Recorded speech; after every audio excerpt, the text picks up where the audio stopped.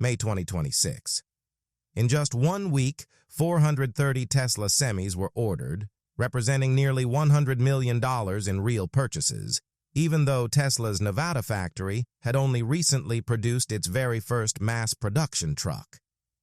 Why did all of this happen so quickly, and why in the same week? One company at the center of this story is Watt EV. Years ago, they suffered major losses after betting on Nikola trucks when the company collapsed. Yet despite that experience, Watt EV has now committed to buying 370 Tesla semis, the largest electric heavy truck order in California history. So what changed their minds so quickly? Then, only a day later, 100M Mobility announced another order for 60 Tesla semis. Was this the moment the trucking industry had been waiting for? Today, we break down the real story behind these deals, the numbers, the risks, and what this could mean for the future of diesel trucking. In early May 2026, ACT Expo took place in Las Vegas, the largest clean transportation trade show in North America. Every year, thousands of trucking industry decision-makers attend: CEOs, operations directors, fleet managers, and logistics companies.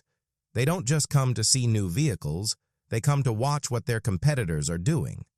Tesla understood that perfectly. Just 1 week before ACT Expo began, Tesla rolled out the first semi from its Nevada mass production line. Unlike the early prototype units delivered to PepsiCo in 2022, this was a true production vehicle built from a factory designed to eventually produce 50,000 trucks per year. The timing was deliberate. At ACT Expo, when Watt EV publicly announced its order for 370 Tesla semis worth roughly $100 million, the room reportedly went silent. Not because of the dollar amount alone, but because everyone there understood what the headlines missed. Watt EV is not a company blindly optimistic about electric trucks. They had already experienced the collapse of Nikola firsthand. If a company that had once lost heavily on electric trucking technology was now making the biggest Tesla semi order in California history, people paid attention. Then came the next wave. The following day, 100M Mobility announced another 60 trucks. Additional companies like Big F Transport and NA Container also placed orders. 2 straight days of public announcements created massive pressure inside the industry. Tesla didn't need to convince everyone directly. The pressure came naturally from competitors watching each other. If one company is committing to hundreds of electric trucks, others start asking themselves, what are we waiting for? Within a single week, Tesla received orders for 430 semis. For perspective, California's entire heavy-duty electric truck market in 2023 only totaled a few hundred vehicles. In 2026, one trade show alone generated more orders than that. This wasn't a gradual market shift. It felt like a switch had flipped. But the most important part of the story isn't actually the truck itself, or even the $100 million price tag.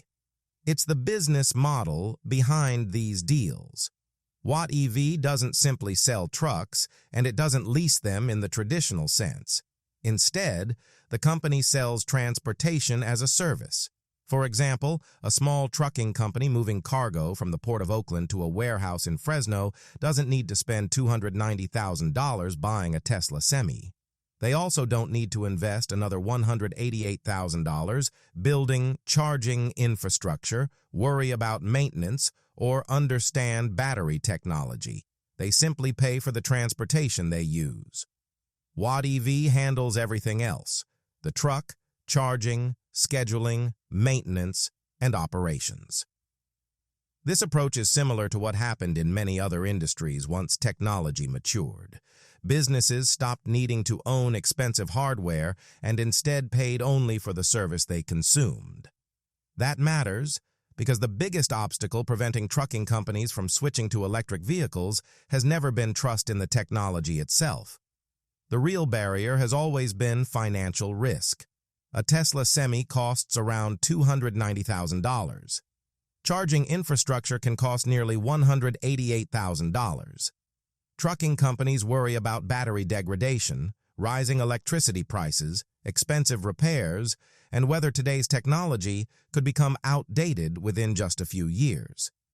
If any of those things happen, who takes the loss? Under Watt EV's model, carriers don't have to worry about any of it. The financial and operational risks are absorbed by the service provider instead of the trucking company. Under Watt EV's system, trucking companies avoid nearly all of the major risks tied to electric vehicles. If battery technology changes, Watt EV absorbs the technology risk. If charging infrastructure becomes expensive, Watt EV handles it. Even fluctuations in electricity prices become Watt EV's responsibility. For carriers, the process becomes much simpler. They only pay for the miles they actually drive while still meeting California's strict emissions requirements, without spending massive amounts of money up front. That is the real reason 370 Tesla semis were ordered in a single morning in Las Vegas. It wasn't because Watt EV blindly trusted Tesla. It was because this business model allows companies to expand their fleets without risking their entire financial future on technology that is still evolving. And if this approach succeeds, it raises a much bigger question for the future of trucking. Will companies even need to own trucks anymore? But before answering that, we need to understand why all of this is happening specifically in California. California is often viewed simply as a U.S. state, but economically it operates on a much larger scale. If California were an independent country, it would rank as the fifth largest economy in the world, larger than the United Kingdom and France. What happens in California doesn't stay in California. It often becomes a model the rest of the world eventually follows. And right now, California's trucking industry is under enormous pressure. The ports of Los Angeles and Long Beach handle roughly 40% of all imported goods entering the United States. Every day, thousands of diesel trucks move cargo through these ports, producing pollution levels comparable to millions of passenger cars. For decades, nearby communities have suffered from some of the worst air quality in the state. This is no longer just a business issue. It has become a public health issue. California regulators have decided they can't delay any longer. Under the Advanced Clean Fleets regulation introduced by the California Air Resources Board, large trucking fleets are now required to transition toward zero-emission vehicles over a mandatory timeline extending through 2042. For companies operating around seaports, those deadlines arrive much sooner.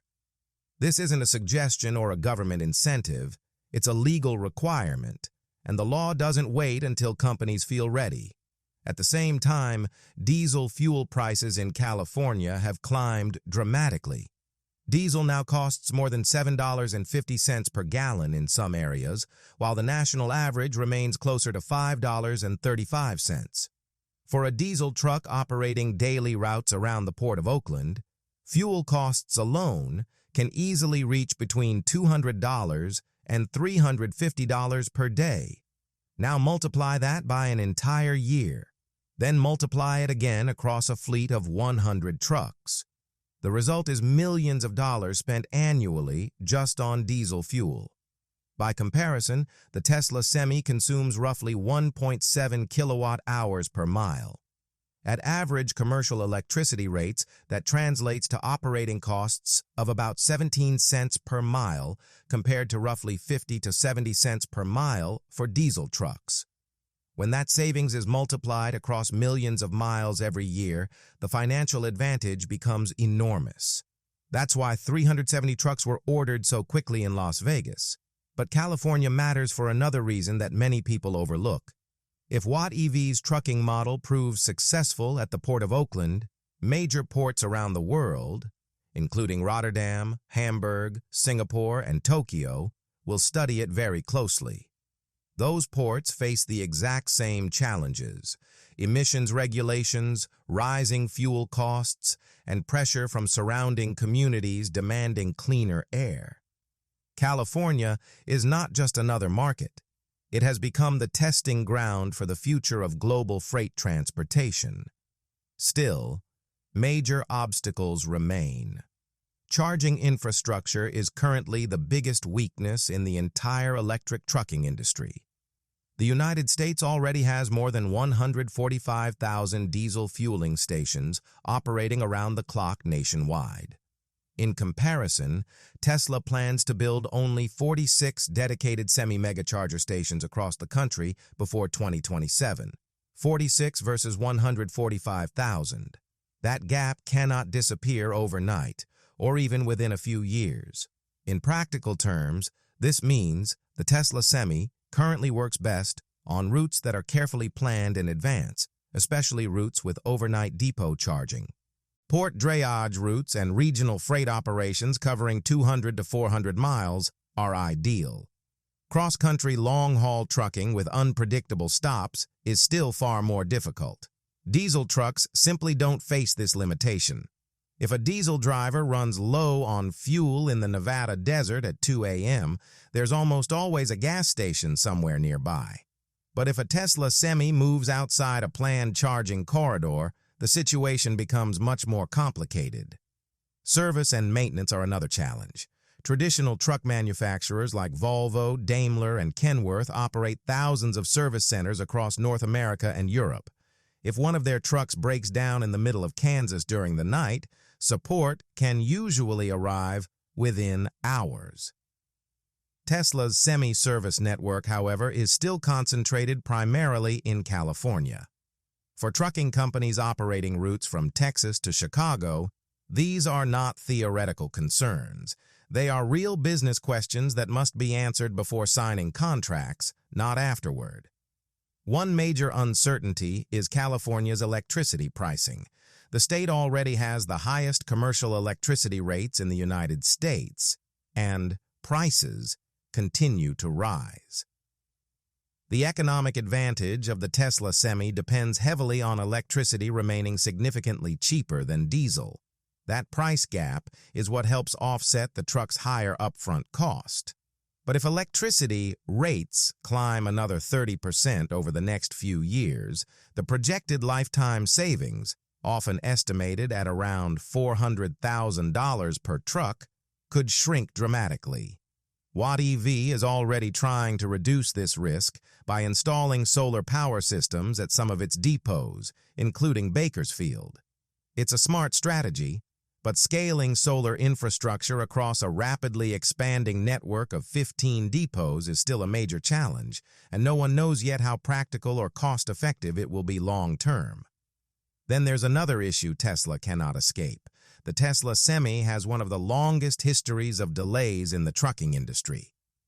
Elon Musk first unveiled the Semi in 2017 and originally promised deliveries by 2019. Those deadlines then shifted repeatedly to 2020, 2021, and later 2022.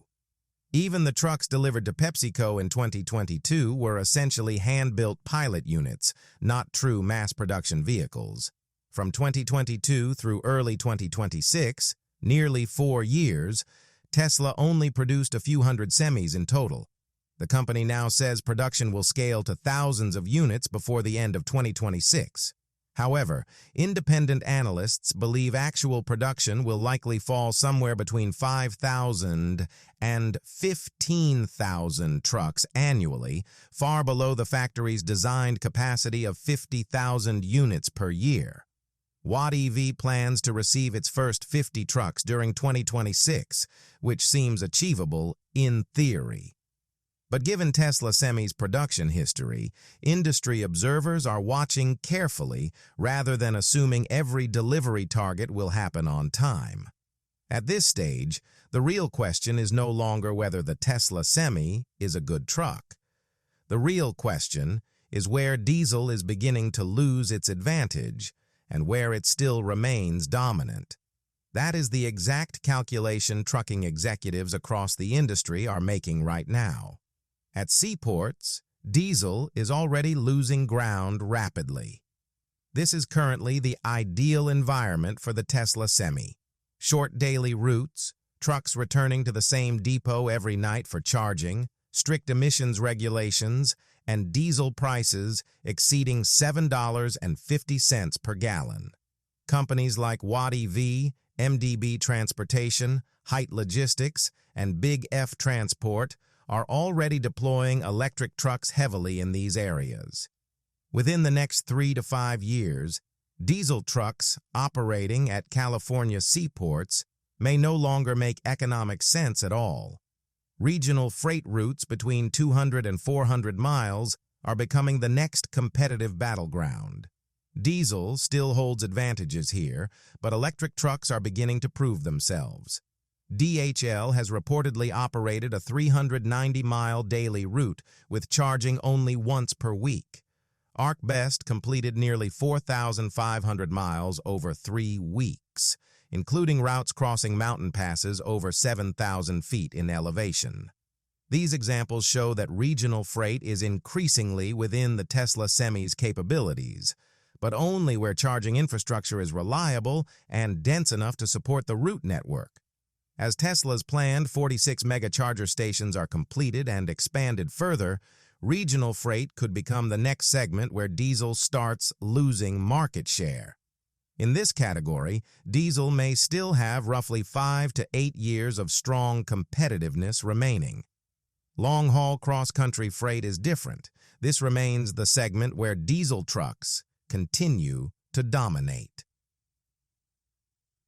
Routes such as Los Angeles to Chicago or Dallas to New York involve unpredictable schedules, long distances, and fewer opportunities for carefully planned charging stops.